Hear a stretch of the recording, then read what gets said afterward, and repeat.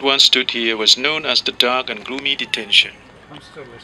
Prisoners were usually killed the night they arrived, one by one. But after 1978, when there were too many to kill right away, sometimes they were held until the next night and kept in the simple wooden structure. It had no windows and double thick walls. Sounds were muffled. In the darkness, no one inside could see each other or look out. Who were these people who were such a threat to Pol Pot's new, pure society? They included educated people, professionals of all kinds, teachers, doctors, and lawyers. Anyone who spoke a foreign language or had soft hands or wore glasses.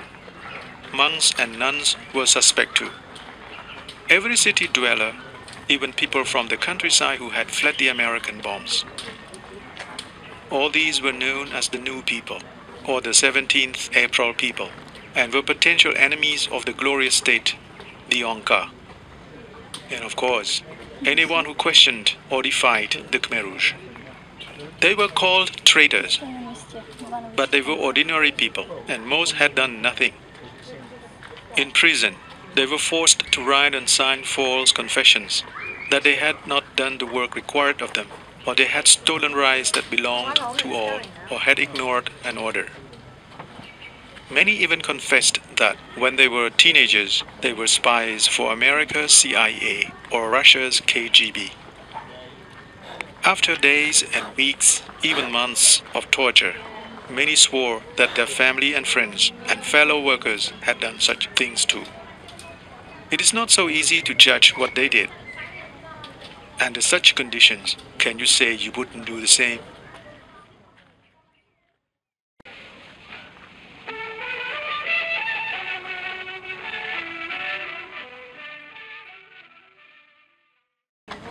Of all the graves here at Cheung Ak, this may well be the most difficult to think about. The victims who died here were women and children, more than 100 of them. Most of the women who were pushed into this pit had been stripped of their clothes.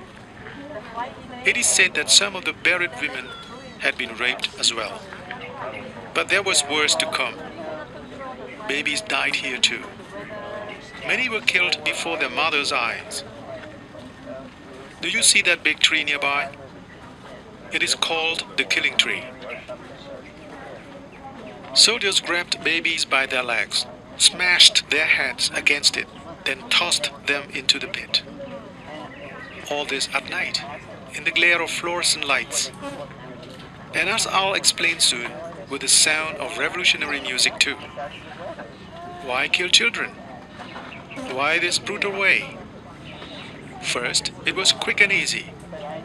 Also, when one member of a family was murdered, all the rest were often killed too, so no one would be left alive to seek revenge. Another Khmer Rouge slogan: to dig up the grass, one must remove even the roots. The people who discovered this place found blood, brain and fragments of bone on the bark of the tree. They did not understand why until the grave was opened. Nien Sai stumbled on this place just after the Khmer Rouge fled. He had come to look for food, but this is what he found.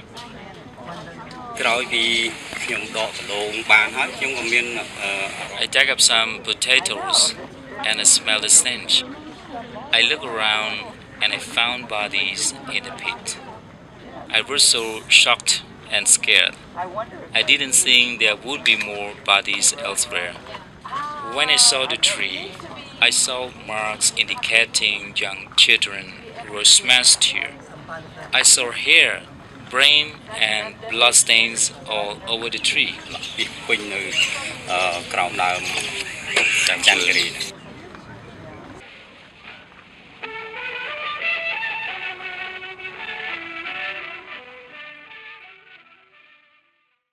Actually, tree looks very much like a Bodhi tree, the type of tree that Buddha sat under when he attained enlightenment. But no miracles happened here, though it is called the magic tree. The magic was sound. Loudspeakers hung in branches broadcast a revolutionary song throughout Cheung Ak. At night, it is said, they gave outsiders the impressions of a Khmer Rouge meeting. In fact, the music was to drown out the screams of people being murdered. It's hard to imagine what the prisoners waiting in detention must have thought when they first heard the songs. This may well have been one of them.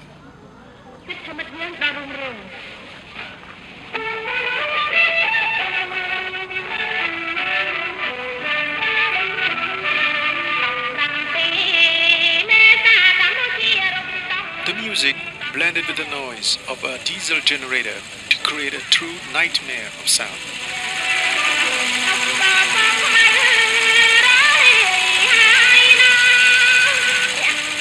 These were the last sounds the victims ever heard.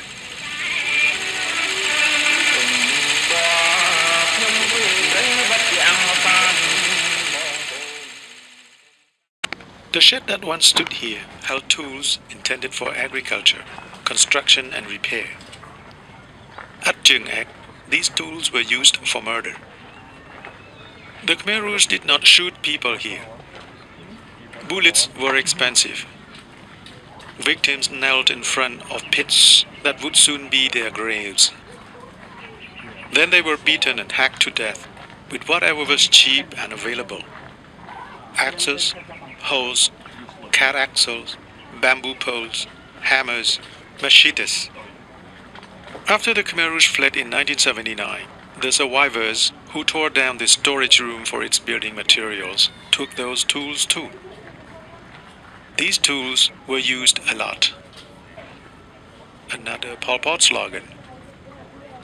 Better to kill an innocent by mistake than to spare an enemy by mistake.